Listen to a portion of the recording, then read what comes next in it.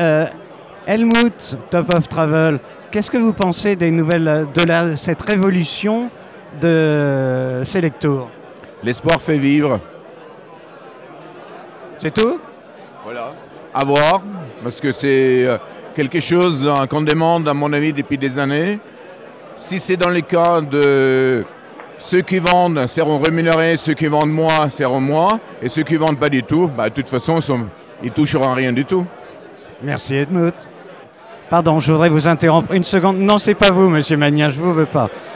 Bon, Jean Brajon, bonsoir. Bonsoir. Vous faites partie des tour opérateurs sélectionnés pour l'instant par Selectour. Qu'est-ce que vous pensez de ces nouvelles déclarations?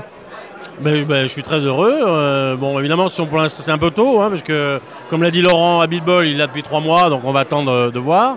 Mais moi, je suis heureux de voir cette nouvelle dynamique. Je pense que le premier réseau d'agences de voyage français en a besoin. Donc, mais encore une fois, on attend de voir et on sera là avec eux pour les accompagner. D'accord, donc prêt à céder de la commission supplémentaire en échange d'un volume d'affaires certifié? Tout est négociable. À partir du moment où, quand il y a de l'intérêt des deux côtés, je crois qu'on peut négocier. Ce qu'il ne faut pas, c'est augmenter les commissions juste pour le plaisir d'augmenter les commissions sans en avoir aucun retour derrière. Bonsoir, pardonnez-moi, juste une question. Nicolas Delors, vous avez entendu les dernières déclarations de Selectour. Qu'est-ce que vous en pensez en tant que, bien entendu, gros tour opérateur? Déjà, il y a eu plusieurs déclarations. Pour celles qui me concernent le plus, c'est-à-dire la politique vis-à-vis des fournisseurs et le référencement d'une sélection plus réduite, je pense que ça a tout son sens et que c'est frappé au saut du bon sens. C'est très très bien.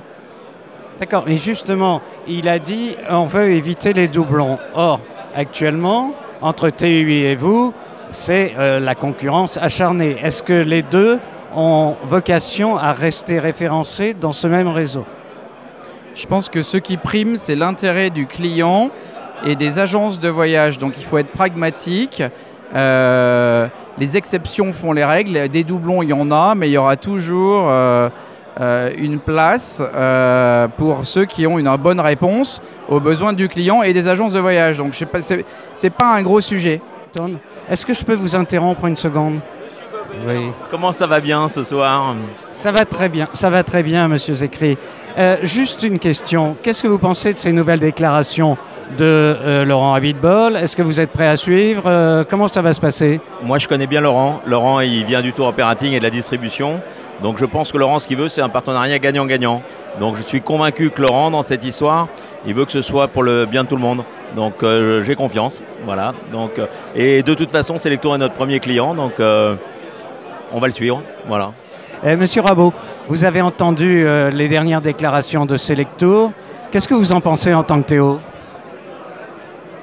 Je suis heureux que Selectour parle de partenariat. Je suis heureux d'entendre que Selectour met en ordre de marche ses équipes pour qu'on fasse du business. Et je suis heureux d'entendre quelque part qu'on est tous d'accord pour que les prix augmentent un peu et que la marge laissée à chacun permette aux entreprises de vivre et de survivre. Alors écoutez, nous on est là pour écouter la stratégie à venir.